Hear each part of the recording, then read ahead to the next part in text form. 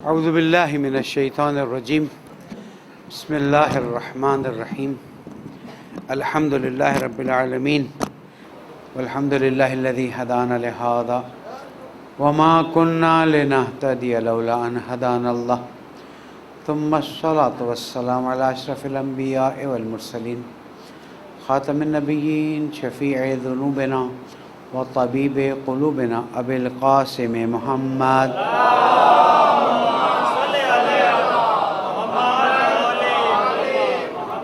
وعلى أهل بيته الطيبين الطاهرين المعصومين المظلومين الذين أذهب الله عنهم الرجس وطهرهم تطهيرا.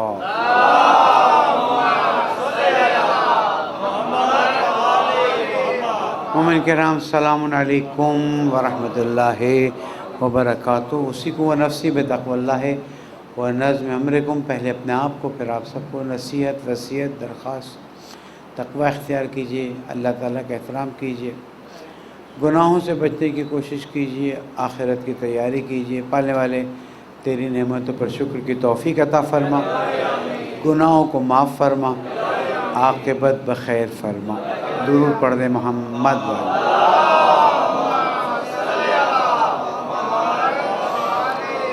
حضرت گرامی، یہ اللہ تعالیٰ کا احسان ہے کہ ہم آج 20ویں روزے میں داخل ہو گئے، اور اگر اللہ تعالیٰ نے ہمیں توفیق نہ دی ہوتی تو ہم عبادت کی اس خوبصورت منزل پر نہیں پہنچ سکتے تھے. اس پر ہمیں شکر ادا کرنا ہے اور اس شکر کو اس طرح سے انجام دینا ہے کہ اب عبادت کی لذتیں بڑھتی جائیں، کم نہ ہوں، اور اس طرح سے اللہ سے دوستی، اللہ سے رابطہ، اللہ سے گفتگو، اللہ سے دعا کریں کہ آپ کے تمام مسائل کو بھی اللہ تعالیٰ حل فرما دے اور ہم سب کی عاقبت بخیر فرما دے. درود پڑھ دیں ایک اور محمد و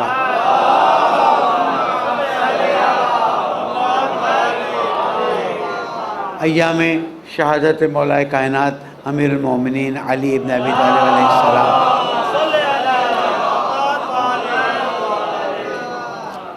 ظاہر ہے کائنات کی ایک ایسی ہستی ہے کہ جس کے بارے میں جتنی گفتگو کی جائے کم ہے، جس کی ولادت ہوتی ہے خانہ کعبہ میں، اور جب تک حضور اکرم ان کو اپنے ہاتھ میں نہیں لیتے ہیں وہ آنکھ نہیں کھولتے ہیں، جن کی زندگی میں کفر تو کیا، اللہ کی نافرمانی کا کوئی چھوٹا سا عنصر بھی نہیں پایا جاتا ہے، جس کی تربیت رسول اکرم محمد مصطفیٰ صلی اللہ علیہ وآلہ وسلم نے فرمائی، اور جنہوں نے فرمایا کہ میں نے پوری زندگی حضور اکرم کی اس طرح سے پیروی کی ہے جس طرح سے اونٹنی کا بچہ اپنی ماں کے نقش قدم پر قدم بقدم چلتا ہے، حذواً بحذو چلتا ہے، جس کے بارے میں قرآن مجید نے اتنی آیات بیان کر دی کہ دوست اور دشمن ہر کوئی پریشان ہے کہ ایسی شخصیت کہ قرآن مجید میں تعریف کے پل باندھ دیے ہیں. اور پھر قرآن مجید میں ان کے بارے میں یہ بات واضح طور پر بیان کر دی گئی کہ دیکھ لو، حقیقت یہ ہے انما ولیکم اللہ ورسولہ والذین آمنوا الذین یقیمون الصلاۃ ویؤتون الزکاۃ وہم راکعون. تمہارا ولی، تمہارا صاحب اختیار اللہ ہے، تمہارا صاحب اختیار رسول ہے، اور تمہارا صاحب اختیار وہ مومنین ہیں جو نماز قائم کرتے ہیں اور زکوٰۃ دیتے ہیں جبکہ رکوع میں ہیں. اور تاریخ میں، تفسیر میں، ہر جگہ یہ بات واضح ہے کہ کائنات کی تنہا وہ شخصیت جس کا ذکر قرآن میں رکوع میں زکوٰۃ یا صدقہ دیتے ہوئے، وہ مولا کائنات کی شخصیت ہے.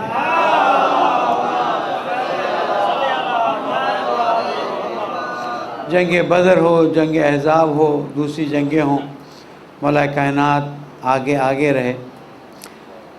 ایک خاص تحلیل ہے مولا کائنات کے بارے میں اس کے لیے ایک چھوٹا سا مقدمہ بیان کرتا ہوں. دیکھیے میری بات آپ تک پہنچتی نہیں پہنچتی ہے. ایک وقت ایک آدمی علوم میں ایکسپرٹ ہوتا ہے.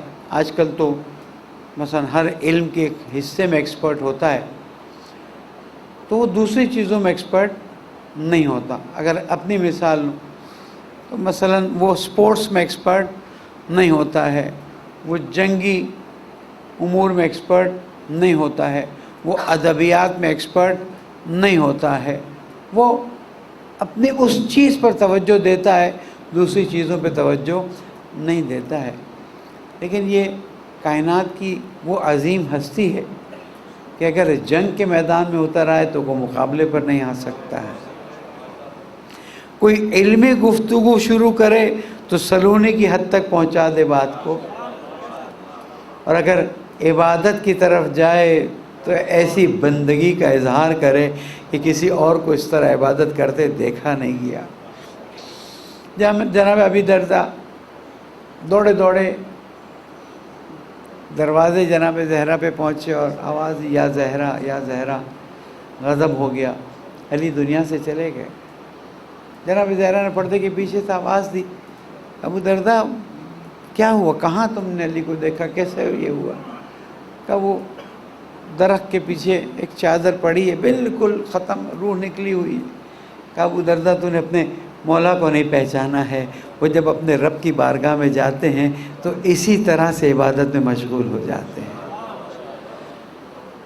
تو جب مناجات کی بات آئے تو مناجات مولا کائنات آپ پڑھیے، آپ کو اندازہ ہوگا.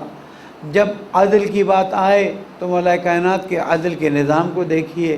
جب حکومت کرنے کی بات آئے تو مولا کائنات کا نظام حکومت دیکھیے. آتے ہی بعض لوگوں کو جن کو وہ لائق نہیں سمجھتے تھے معزول کر. ساری مشکل کیا تھی؟ ساری مشکل یہ تھی کہ بعض اطراف والے کہتے تھے مولا تھوڑا ہلکا ہاتھ رکھے. مولا فرماتے تھے کہ علی کی حکومت میں کوئی نااہل ایک لمحے کے لیے رہے، جس طرح سے نقل کیا جاتا ہے، وہ علی کو گوارا.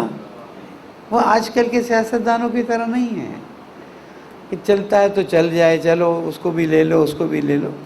بڑی غلطیاں ہوئی. اس میں ایک غلطی یہی ہے کہ ابھی لے لو پھر دیکھیں گے، دیکھ لیں کیا حشر کہاں سے کہاں، خود بھی ڈوبے اور قوم و ملت کو بھی مشکلات میں ڈال دیے. بہرحال دوسرے خطبے میں ممکن ہوا تو اشارہ کر دوں گا. مولا کائنات کی شخصیت کا مطالعہ جب آپ کرتے ہیں، ایک باپ کی حیثیت سے دیکھتے ہیں کہ بچوں کی تربیت کتنی خوبصورت کر رہے ہیں، ایک شوہر کی حیثیت سے دیکھتے ہیں تو جناب زہرا جاتے ہوئے فرماتی ہیں اے علی اے ابو الحسن، میں آپ کا وہ حق ادا نہیں کر سکی جو کرنا چاہیے تھا. اور مولا کائنات جو عبادت کے عروج پر ہوتے ہیں ان کا چھوٹا سا جملہ ہے، زہرا تم عبادت میں میری بڑی مددگار ثابت ہو. اللہ صلی محمد. بت پرستی تو دور، حرام تو دور، مولا کائنات کی زندگی میں کوئی مکروہ کام بھی نقل نہیں ہوا. ورنہ ہوتا ہے نا کہ جب حکومت ختم ہو جائے تو پھر برائیاں نکال نکال کے پیش کرو تاکہ اپنی اچھائیوں کو اوپر لا سکو. آج 1400 سال کے قریب ہو گئے ہیں مولا کائنات نے حکومت کی اور دنیا سے شہادت لے کر آگے بڑھ گئے ہیں، لیکن آج تک ایک شخص ایسا کھڑا نہیں ہوا. کچھ بغضی آئے تو ان کا جواب بھی اہل سنت علماء نے ہی دیا ہے. ہمیں جواب دینے کی ضرورت نہیں ہے کہ مولا کائنات سے تم کچھ بھی نسبت دینے کی کوشش کرو، تمہاری نسبت خود بخود دور ہو جائے گی، اس لیے کہ ان کی عصمت کو اللہ تعالیٰ نے معین فرمایا ہے. آیت تطہیر کیا بیان کرتی ہے، آیت تطہیر کیا کہتی ہے؟ تو ان تمام خصوصیات، علم افضل، علم عالم، اخلاق میں افضل، جنگی تمام ٹیکنیکس میں سب سے اونچے لیول پر، لوگوں کی تربیت میں اس لیول پر کمیل ابن زیاد جیسوں کی تربیت کریں. تو ایسی شخصیت کو اللہ نے جب غدیر میں رسول اکرم کے ذریعے باقاعدہ طور پر امام و خلیفہ اور ولی امر مسلمین کے طور پر نافذ فرمایا اور مسلمانوں سے بیعت لی گئی، مسلمانوں سے بیعت لی گئی۔ اس بیعت کو کیسے بھلایا جا سکتا ہے، یا اس بیعت کو یہ کہہ کر کیسے رد کیا جا سکتا ہے کہ اس بیعت میں تو کہا کہ علی رسول جس کے دوست ہیں علی اس کے دوست ہیں؟ کیا 1,24,000 کا مجمع بلا کر رسول اکرم نے یہی بتانا تھا کہ میں جس کا دوست ہوں اس کا علی دوست ہے؟ پھر آگے کی دعائیں اللہم وال من والا ہو وعاد من عادا ہو وانصر من نصرہ وخذل من خذلہ، یہ دوستی یا بھائی چارے کی بات ہے یا ایک باقاعدہ طور پر نظام حکومت کو نافذ کرنے کی بات ہے؟ اس کے بعد امت نے کیا کیا؟ تمام خلفاء کی زندگی کے حالات کو دیکھ لیں، کمپیریزن تو کرنے کا حق ہے، ٹھیک ہے، ہم بے احترامی نہیں کرتے، مقدسات ہیں، مقدسات اپنی جگہ پر ہیں، لیکن گفتگو تو کرنے کا حق ہے۔ تمام خلفاء کی زندگی کے حالات دیکھ لیجئے اور مولا کائنات کی زندگی کے حالات دیکھ لیجئے، کیا فرماتے ہیں؟ ابن حنیف، تیرا مولا اس دنیا کی زمین کا مالک نہیں، کوئی ٹکڑا اس نے نہیں اپنایا ہے، کوئی زمین کا ٹکڑا مالک نہیں بنا ہوں۔ حالانکہ ایک پوری کتاب زہرا اکیڈمی سے الحمدللہ ہمارے استاد محترم کی زوجہ نے لکھی اور اس کو چھپوایا ہم نے، موقوفات امام علی۔ 25 سال کیا میری طرح بیکار گھر میں بیٹھے رہے؟ نہیں، جاتے تھے، جائیے مدینہ انشاءاللہ، اللہ آپ کو نصیب کرے۔ آبیار علی کر کے پورا علاقہ ہے، کنواں کھودتے تھے، اس زمانے میں طریقہ کار یہ تھا، جو کنواں کھودے اور پانی نکلے، وہ پانی ہر جگہ جہاں تک جائے گا وہ کنواں اس زمین کا مالک ہوگا، اور جس نے وہ کنواں کھودا ہے وہ ان تمام چیزوں کا مالک ہو جائے گا۔ مولا کائنات ابھی کنواں پانی نکلا ہے، مٹی اور گارا لکھا ہوا ہے، تاریخ میں پڑھیے، مٹی اور گارا بدن پہ لگا ہوا ہے، صاف نہیں کیا ہے، کاغذ لاؤ قلم لاؤ، کیا ہوا؟ میں اس کو مسلمانوں کے لیے وقف کر دوں۔ صرف زندگی نامے پڑھے لوگوں کے کہ کچھ لوگ دنیا سے گئے ہیں تو سونے کے ڈالے ہتھوڑے سے توڑنے پڑے ہیں، اور کوئی دنیا سے گیا ہے تو آخری رات کیا کہتا ہے؟ جب افطار کا وقت آیا، آپ بھی جب افطار پہ بیٹھیں تو ایک لمحے کے لیے مولا کو یاد کریں۔ معلوم ہے نہ میں برداشت کر سکتا ہوں نہ آپ برداشت کر سکتے، لیکن ایک لمحے کے لیے تو اپنے مولا کو یاد کریں۔ اتنی مولا سے محبت کا اظہار کرتے، اس اظہار کا کیا مطلب ہے؟ بس الفاظ استعمال کرو اور تھوڑے نعرے لگا لو؟ نہیں، مولا سے اظہار محبت یہ ہے کہ جب دسترخوان پہ بیٹھیں اور نعمتیں چنی گئی ہوں، اللہ تعالیٰ منع نہیں کر رہا ہے، مولا نے بھی منع نہیں فرمایا۔ کیا فرمایا مولا نے؟ کہ دیکھو تمہارا مولا تو 2 کپڑوں کے ٹکڑے اور 2 قرص نان پر زندگی گزارتا رہا ہے، میں جانتا ہوں تم ویسا نہیں کر سکتے، لیکن جتنا کر سکتے ہو اتنا تو کرنے کی کوشش کرو نا، میرا اتنا تو ساتھ دو۔ بے ورع و سداد، اللہ تعالیٰ کے سامنے اپنے آپ کو پاک صاف رکھو، اپنے آپ کو ایسا رکھو کہ قیامت میں تم جواب دے سکو۔ جب دسترخوان پہ بیٹھیں، ٹھیک ہے اللہ نے آپ کو نعمتیں دی ہیں، ان پر شکر ادا کیجئے۔ ایک لمحے کے لیے سوچئے کہ ہم اپنے مولا سے کیسے نزدیک ہو سکتے ہیں، ہم اپنے مولا کے کون سے طریقے کو اپنا سکتے ہیں۔ کھانا کم کھا سکتے ہیں، کھانا کم کھا لیجئے۔ غریب، آپ سوچیں آخر وقت میں دسترخوان میں نمک اور دودھ رکھا گیا، بیٹی تو نے نہیں دیکھا زندگی میں تیرے بابا نے ایک وقت میں 2 غذا نہیں کھائی ہے، یا نمک اور دودھ ہے؟ کہ بیٹی ایک چیز اٹھا لے، تو وہ نمک اٹھانے گئی، کہا نہیں بیٹی ایسا کر دودھ اٹھا لے، نمک رہنے دے۔ یعنی میرے مولا نے اس بات کو واضح کر دیا کہ نمک ایک غذا ہے اور اس سے افطار کر کے زندگی بسر کی جا سکتی ہے۔ اس پہ بھی سوچنا پڑے گا، فعلاً میں اس پہ گفتگو نہیں کرتا۔ اور پھر دیکھیے رات ہوئی، عبادات کرتے کرتے ایک وقت آیا، اپنا وہی بوریا کندھے پہ ڈالا، پیچھے سے آواز آئی، مولا حالات مدینے کے اچھے نہیں، مولا حالات بہت خراب ہیں، اس وقت آپ اس طرح نہ جائیے۔ مولا نے فرمایا جو آنی ہے اس کو ٹالا نہیں جا سکتا، جس طرح سے نقل کیا گیا ہے، اور اب علی کے پاس زیادہ وقت نہیں رہا ہے. علی اپنی آخری رات کو بھی اللہ کی عبادت کرتے کرتے بندوں کی مدد کرنے نکلے ہیں، تاکہ میں اور آپ بندوں کی مدد کرتے ہوئے شرم نہ کریں.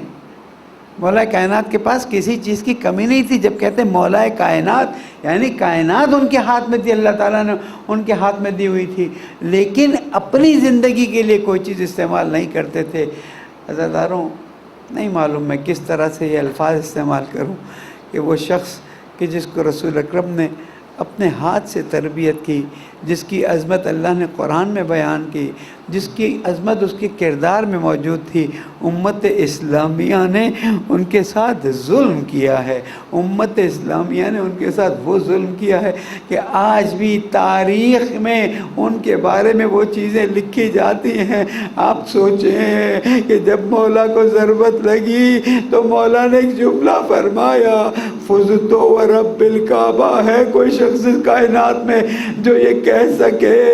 میرے مولا نے آواز اٹھائی، انا للہ و انا الیہ راجعون.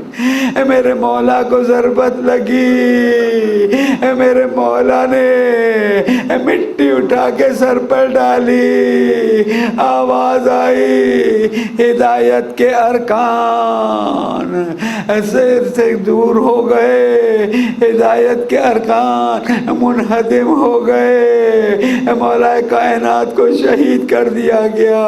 عزاداروں، بس ایک جملہ، جب گھر کی طرف جا رہے تھے اصحاب کو دور کر دیا. اصحاب سے کہو چلے جائیں، زینب و ام کلثوم کے رونے کی آواز ان کے کانوں تک نہ پہنچے. یہ 19 رمضان کی صبح، وہ 11 یا 12 محرم کی صبح، جب جناب زینب کوفے کے دروازے پر ایک وقت بابا کی قبر کی طرف دیکھا ہوگا. بابا 19 رمضان آج ہم بے پردہ نامحرموں میں مسلمانوں کے درمیان لائے جا رہے ہیں. اللہ لعنت اللہ علی القوم الظالمین. وَسَيَعْلَمُ الَّذِينَ ظَلَمُوا عَلَى مُحَمَّدٍ أَيَّ مُنْقَلَبٍ يَنْقَلِبُونَ.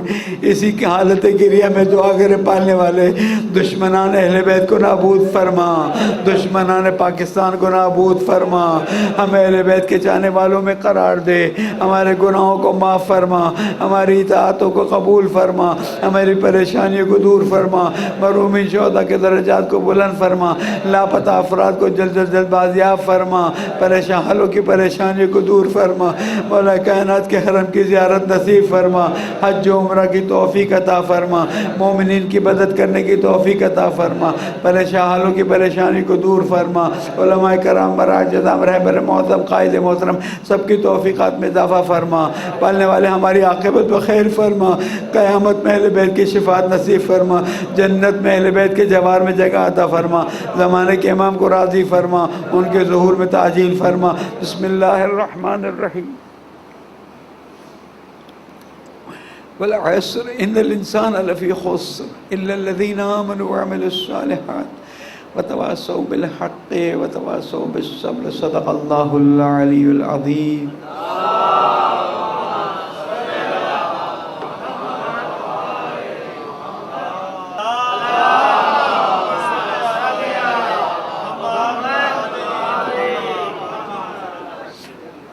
اعوذ باللہ من الشیطان الرجیم. بسم اللہ الرحمن الرحیم.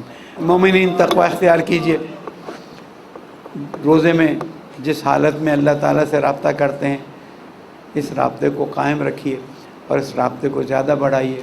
اور ان آخری راتوں میں کوئی ایک وقت نکالیں، 1 منٹ، 2 منٹ، 3 منٹ، اور سجدہ کیجئے.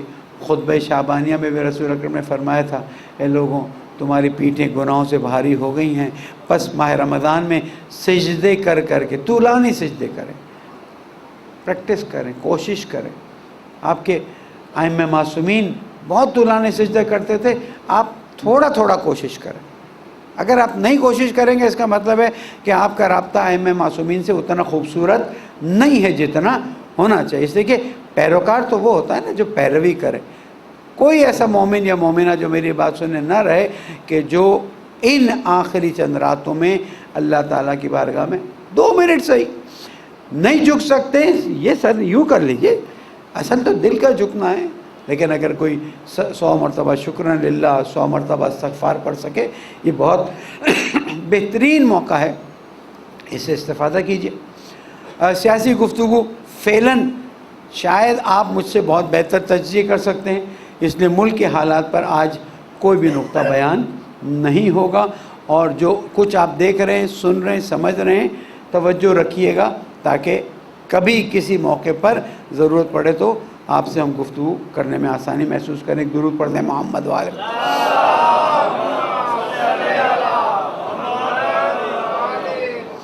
مغرب میں جو ہماری مقدس کتاب کو جلانے کا سلسلہ یا اس کی بے احترامی کا سلسلہ شروع ہوا ہے، اگر اس میں کوئی مسلمان خاموش رہے گا تو وہ بھی مجرم شامل کیا جائے گا، جیسے کربلا کے واقعے میں وشایت و بایت و تابت علی قتل اللہم لعنہم جمیعا، جنہوں نے حصہ لیا، جنہوں نے شہرت دی، جنہوں نے ساتھ نہیں دیا بلکہ صرف خاموش رہے، یہ سارے اس میں آ جاتے ہیں۔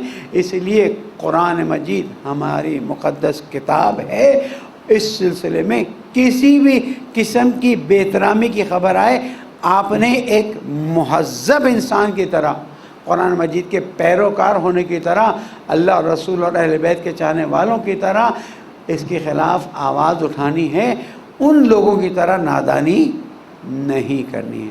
اور ساری آسمانی کتابیں ہمارے لیے محترم ہیں، میں حکومتوں سے تقاضا کرتا ہوں کہ اس پر آواز اٹھائیں، اور یہ جو اسلاموفوبیا کی ایک نئی لہر دوڑ رہی ہے اس کا مقابلہ کریں، ورنہ یہ سب کے دامن کو اپنے اندر گھیر لے گی۔ افغانستان میں پہلے اسکولوں میں دھماکے ہوئے، پھر کل مساجد میں دھماکے ہوئے، اور یہ چیز بہت بڑا سوال ہے امریکہ سے کہ تم نے 20 سال ٹریلینز آف ڈالرز خرچ کیے، اس کے باوجود آج افغانستان میں کسی قسم کا امن نہیں ہے۔ میں امریکہ کو اس کا پورا ذمہ دار ٹھہراتا ہوں، اور داعش نے ذمہ داری قبول کی ہے۔ اللہ تعالیٰ ان سب دشمنان اہل بیت کو جو مسلمانوں پر اس طرح سے حملے کرتے ہیں جلد از جلد نابود فرمائے۔ اتنے گرامی، آپ لوگ بھی سیکیورٹی کے معاملے میں آپ سب توجہ رکھیں، خدا نخواستہ کوئی بھی ایسی چیز آپ کو نظر آئے فوراً اس کے بارے میں اس کا سد باب کریں۔ مجھے نہیں معلوم تھانوں میں خبر دینے سے کوئی فائدہ ہوگا یا نہیں ہوگا، بہرحال جہاں جہاں پر ہمارے اسکاؤٹس کھڑے ہیں، جہاں جہاں پر ہماری عزاداریاں ہو رہی ہیں، ایام شہادت مولا کائنات ہے، اور انشاءاللہ جلوس میں بھی آپ بہت ہی زیادہ عقیدت و احترام سے شریک ہوں گے۔ دیکھیں، ہمارا جلوس کوئی خدا نخواستہ صرف ایک مظاہرہ نہیں ہے، کسی سیاسی پارٹی کا اعتراض کا طریقہ نہیں ہے، ہمارا جلوس اہل بیت علیہم السلام کے غم میں اور ان کے دشمنوں پر لعنت کرنے کا طریقہ ہے۔ اب اس جلوس میں کتنے مقدس طریقے، مسجد میں آتے ہیں نا آپ، کتنے مقدس طریقے سے آتے ہیں، وضو سے آتے ہیں، صاف کپڑوں کے ساتھ آتے ہیں، احترام سے بیٹھتے ہیں۔ کسی ایک شخص کو میں نہیں کہہ سکتا اگر کیمرہ گھمایا جائے کہ مثلاً وہ احترام سے نہیں بیٹھتا۔ ہمارے لیے جلوس بھی ایک عقیدت کی چیز ہے، اس کا احترام کیجئے، ماتم کیجئے، عزاداری کیجئے، بہتر انداز میں آگے بڑھائیے، اور خدا نخواستہ ماڈرن بنانے کی کوشش مت کیجیے۔ یہ خیانت ہے، پہلے بھی کہتا رہا ہوں، آج بھی کہتا ہوں، عزاداری اور جلوس اور دین کو ماڈرن بنانے کی کوئی ضرورت نہیں ہے۔ اسکاؤٹس رہنمائی کرتے ہیں، ان کے رہنمائی میں چلیے، اور کوشش کیجئے جتنا ہو سکے کہ آپ کا روزہ مقدسات دین وہاں پر پامال نہ ہو، کوئی فوٹوز نہ نکلیں کہ مثلاً جلوس نکل رہا ہے مولا کائنات کی یاد میں، ان کے غم میں، ان کے جانے والے نکال رہے ہیں اور دین کے مقدسات پامال ہو رہے ہیں۔ اس چیز کو قبول نہیں کیا جائے گا۔ اللہ تعالیٰ تمام عزاداران مولا کائنات کی حفاظت فرمائے۔ کہ اور درود پڑھ دے محمد والے۔ فلسطینیوں پر بھی مسلسل حملے ہو رہے ہیں اور فلسطینی شہید کیے جا رہے ہیں۔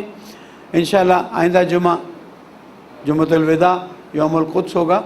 دیکھیں، ہمیں میرے مولا نے وصیت نامہ میں چاہ رہا تھا لیکن خیر اتنا ٹائم نہیں رہا، انشاءاللہ مجالس میں سنیے گا، ایک جملہ فرمائے، کون للظالم خصفا وللمظلوم ہونا۔ یہ ہمارا ایک نعرہ ہے کہ جو ظالم اس کے خلاف کھڑے رہو، جو مظلوم ہے اس کی مدد کرو۔ جب ہم یوم قدس کی ریلی میں جاتے ہیں تو ہم در حقیقت ایک تو قبل اول کی یاد کو تازہ کرتے ہیں. ہماری مقدس جگہ ہے, اس پر کس طرح سے ظالموں نے قبضہ کیا تاریخ بتائے گی, انشاءاللہ پروگراموں میں بھی آپ کو بتایا جائے گا. ہم کیا کریں, ہم جتنی آواز اٹھا سکتے ہیں اتنی آواز اٹھائیں, اس سے زیادہ ہمارا وظیفہ نہیں ہے. یوم القدس کی ریلی پورے پاکستان میں نکالی جائے گی. قائد محترم نے باقاعدہ طور پر اعلان کیا اور اس سال خصوصی طور پر نکالی جائے گی تاکہ دشمنان اسلام, دشمنان مسلمانوں کا مقابلہ کیا جا سکے. میں درخواست یہ کروں گا یوم قدس کی ریلی میں کشمیریوں کے لیے بھی آواز اٹھائی جائے, افغان بھائیوں کے لیے بھی آواز اٹھائی جائے اور یمنیوں کے لیے بھی آواز اٹھائی جائے, اس سے کہ بہت ہی مظلوم ہے. اللہ تعالیٰ ان سب کی مدد کرے. ایک درود اور پڑھ دے محمد.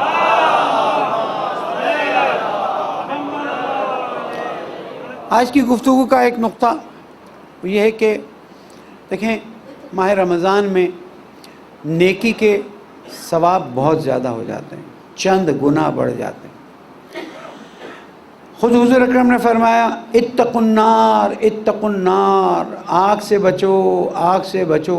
اور جہنم کی آگ, القاریہ ما القاریہ وما ادراک ما القاریہ, تمہیں کیا پتہ قاریہ کیا, یعنی جہنم کی دہلا دینے والی آگ. اور جب آپ قرآن مجید ترجمے سے پڑھیں گے تو آپ کو اندازہ ہوگا کہ اللہ سبحانہ و تعالیٰ نے جہاں پر رحمت کی باتیں کی ہیں وہاں پر بعض جگہوں پر عذاب کی بھی بات کی ہے. انشاءاللہ ہم اس سے دور ہیں, لیکن رسول اکرم نے فرمایا لوگوں جہنم کی آگ سے بچاؤ ولو بشق من التمر, چاہے کھجور کے ایک ٹکڑے سے. لوگ افطار دیتے ہیں, بہت اچھا لگتا ہے. بعض مرتبہ میں افطار سے پہلے بعض جگہ جا رہا ہوتا ہوں تو دیکھتا ہوں لوگ اپنے گھر کے باہر دسترخوان لگاتے ہیں, لوگوں کو افطار دیتے ہیں. میں نے ایک چیز جو اس میں خاص دیکھی, حالانکہ تیزی سے گزر رہا تھا, کہ انہی کے گھر کے جوان وہاں پر افطاری سرو کر رہے ہیں. یہ بڑی اچھی پریکٹس ہے, یہ بڑی اچھی پریکٹس ہے. مت کہیے کہ مثلا ہمارے مومن بھائی نہیں ہیں, فلاں نہیں, یہ اللہ کے بندے ہیں, ان کو کھلائیے, اللہ آپ کو برکت دے گا. اور پھر اگر مومن بھائی کی مسئلہ ہے تو ہزاروں مومن بھائی اس وقت پریشان ہیں, مشکلات میں, مسائل میں ہیں, ان کی بھی مدد کیجیے. دیکھیے ایسا نہ ہو کہ آپ کی عید اچھی ہو جائے ان کی عیدیں اچھی نہ ہوں. خاص کر یتیموں کے بارے میں میرے مولا نے جو وصیت نامے میں فرمایا اللہ اللہ فی الایتام, دیکھو میں تمہیں یتیموں کے بارے میں وصیت کرتا ہوں, ایسا نہ ہو کہ تمہارے ہوتے ہوئے وہ ضائع ہو رہے ہوں, ایسا نہ ہو کہ تمہارے ہوتے ہوئے وہ مشکلات میں ہوں, اور تم دوسروں کے یتیموں پر رحم کرو, اللہ تمہارے یتیموں پر رحم کرے گا. عزیزان گرامی, کوئی انسان دنیا سے کچھ بھی لے کر نہیں جا سکتا, سسٹم ہی نہیں ہے. جو دیا جائے گا وہ کفن ہے, جو دیا جائے گا وہ خاک شفا کا زیور ہے, جو دیا جائے گا ایک عقیق منہ میں ڈال دیا جائے گا. باقی یہاں سے جو پہلے بھیجا ہے وہی وہاں پر ملنے والا ہے. کتنا اچھا ہو کہ ہم یہاں آج اس بات کو سمجھ لیں. اور میں دل سے درخواست کرتا ہوں آپ اپنی عاقبت سدھارنے کی کوشش کیجیے, آپ اپنی آخرت سدھارنے کی کوشش کیجیے. کیوں؟ اس لیے کہ آپ کے جانے کے بعد کون آپ کے لیے کتنا کرے گا کچھ پتہ نہیں ہے. آپ کے پاس ہے تو جتنا ہے اس کے ریشو سے, آپ کے پاس نہیں ہے تو تھوڑا اللہ کی راہ میں خرچ کیجیے, اللہ کی راہ میں دیجیے. اور یہ اصول دیا ہے اللہ سبحانہ و تعالیٰ نے, اور لوگوں نے تجربہ کیا ہے, جتنا دیتے رہتے ہیں اتنا بڑھتا ہی جاتا ہے. کیوں؟ اس لیے کہ اللہ سبحانہ و تعالیٰ کسی سے اپنا حساب کم نہیں رکھتا. وہ واقعہ ہے کہ نقل کیا گیا ہے, ایک بہت سخی شخص تھا. جب حضرت موسیٰ تشریف لے جا رہے تھے کوئی طور پر اللہ سے گفتگو کے لیے, اس نے کہا اللہ تعالیٰ سے کہہ دے کہ اب دینا بند کر دے. جب حضرت موسیٰ واپس آئے اس نے کہا اللہ تعالیٰ سے کہہ دیا اب بند ہو جائے گا. حضرت موسیٰ فرماتے, جیسے نقل کیا گیا ہے, اللہ تعالیٰ فرماتا ہے تو میرے بندوں کو دینا بند کر دے تو میں تجھے دینا بند کر دوں گا. تو اللہ کے بندوں کو دیجئے, آپ کی کوئی چیز کم نہیں ہوگی بلکہ زیادہ ہوگی. آپ کو ایک سکون بھی ملے گا کہ ایک خاندان, ایک علاقہ ہیں مومنین ایسے جو الحمدللہ دل کھول کے دے رہے. میں نہیں کہہ رہا کہ نہیں دے رہے, لیکن ضروریات بہت زیادہ ہیں. تو آپ اللہ کی دی ہوئی نعمت کو اللہ کے راستے میں خرچ کیجئے تاکہ آپ کے حساب میں کمی آئے, ایک تاکہ آپ کی گناہ اللہ معاف کرے, دو تاکہ آپ کی زندگی میں برکت آئے, تین تاکہ آپ کی نسلوں کو اللہ تعالیٰ اور بہتر انداز میں آگے بڑھائے. عزیزان گرامی, میں نے پاکستان کے حالات پر بالکل خاموشی اختیار کی ہے, لیکن ہمیں اپنے ملک سے محبت ہے, ہمیں اپنے ملک سے پیار ہے, اور اس کے خلاف ہونے والی تمام سازشوں کا ہم ڈٹ کر مقابلہ کریں گے. فی الحال میرا اور آپ کا ایک وظیفہ ہے, اور وہ ہے دعا کرنا. میں نے پچھلے جمعے 4 چیزیں بتائی تھیں, آج میں 3 باتیں بتا کر اپنے خطبے کو ختم کروں گا. نمبر 1, ہمیں مسنگ پرسن کے لیے بہت زیادہ تشویش ہے.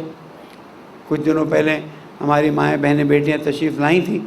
میں سمجھتا ہوں کہ اب ٹائم آ گیا ہے کہ اس چیپٹر کو پوری قوم کے سامنے کھول کے رکھ دیا جائے, دودھ کا دودھ پانی کا پانی کر دیا جائے, اور پتہ چلے کہ کون ذمہ دار ہیں ان تمام مسائل کے. دوسرا, جو حکومت ہے جو ہے, ہمیں گلگت بلتستان ایک پورا صوبہ چاہیے. آپ کہیں گے مولانا اس وقت اس کی بات کیا ہے, آپ شاید نہ سمجھ سکیں, لیکن میرے لیے آج یہ بات بیان کرنا بہت ضروری ہے کہ ہمیں گلگت بلتستان ایک پورا صوبہ چاہیے. اور تیسری بات, ہم اپنے آزاداری کے تمام رسومات میں کسی بھی قسم کی رکاوٹ برداشت نہیں کریں گے. اور یہ میں آپ سے روزے میں عہد کرتا بھی ہوں اور عہد لیتا بھی ہوں کہ اگر خدا نخواستہ عزاداری کے سلسلے میں کوئی اونچ نیچ آئی تو ہم میں سے کوئی بھی خاموش نہیں بیٹھے گا. پانے والے تجھے محمد آل محمد کا واسطہ, تجھے تیری عظمت کا واسطہ, تجھے تیری رحمت کا واسطہ, گناہوں کو معاف فرما, پریشانی کو دور فرما, ان مسائل کو حل فرما, پیارے ملک کو امن کا گہوارہ بنا, مومنین کی جان مال آبرو کی حفاظت فرما. اے میرے اللہ, تیرے یہ پیارے بندے تیری بارگاہ میں تیری طرف ہاتھ کر کے عاجزی کے ساتھ دعا کرتے ہیں. پالنے والے, ان کی تمام دلی حاجات کو روا فرما, ان کے پریشانیوں کو دور فرما, ان کے مسائل کو حل فرما, ان کے قرضوں کو ادا فرما, ان کی زندگی میں برکت عطا فرما, ان کو صحت سلامتی عطا فرما, ان کے بیماروں کو شفا کامل عطا فرما, ان کے مرحومین کی مغفرت فرما, ان کی نسلوں کی اصلاح فرما دے. پالنے والے, ہم سب کو اہل بیت کی شفاعت نصیب فرما دے. موت کے وقت اہل بیت علیہ السلام کا نور عطا فرما دے. ہماری قبروں کو منور فرما, ہماری عاقبت بخیر فرما, زمانے کے امام کو ہم سے راضی فرما, ان کے ظہور میں تعجیل فرما. بسم اللہ الرحمن الرحیم.